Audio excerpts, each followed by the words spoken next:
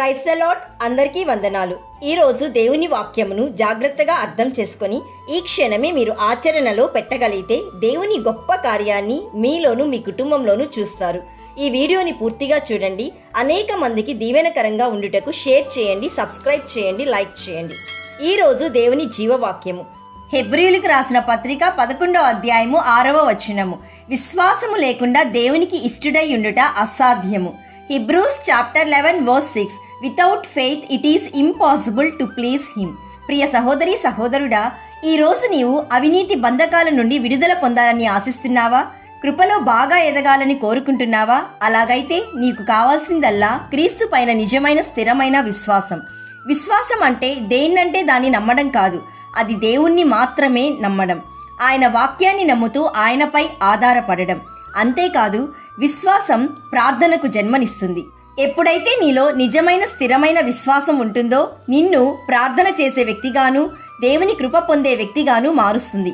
అంతేకాదు, దేవుడు సమర్థుడని, ఆశీర్వదించేందుకు ఆయన సిద్ధ మనసు గలవాడని ప్రార్థించే వ్యక్తిగా నీకు అర్థమయ్యి ఒక బలమైన చెట్టు వలె యేసయ్యలో స్థిరపడతావు, నూతన బలం పొందుకుంటావు. కాబట్టి ఉదయం, మధ్యాహ్నం, సాయంత్రం విశ్వాసం కోసం ఆయనను అర్థించు. విశ్వాసాన్ని నీలో లోతుగా ముద్రించమని యేసయ్యను ఆశతో అడుగు.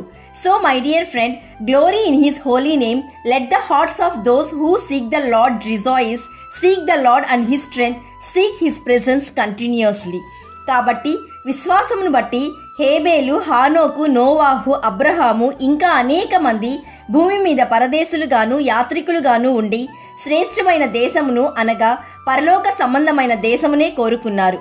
ఈరోజు నీవు కూడా విశ్వాసమును బట్టి దేవునికి ఇష్టడవై నీ నిరీక్షణ పరలోక రాజ్యం కొరకు ఉండాలని మేం ప్రార్థిస్తున్నాము. నమ్మిన వారందరూ ప్రార్థనలో ఏకీభవించండి. యేసయ్య, ఈరోజు మాకిచ్చిన జీవవాక్యంను బట్టి నేను స్తుతిస్తున్నాము.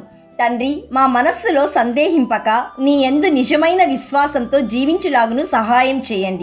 యేసయ్య, ఈరోజు జీవవాక్యం వింటున్న ప్రతి ఒక్కరూ విశ్వాసంతో నీ కృప పొందుకొని వారి కుటుంబాలు, వ్యాపారం, ఉద్యోగం, పరిచర్య అందరికీ ఆరోగ్యంను ఆశీర్వదించమని అల్ఫా ఒమేగా అయిన యేసయ్య నామంలో అడుగుచున్నాము తండ్రి.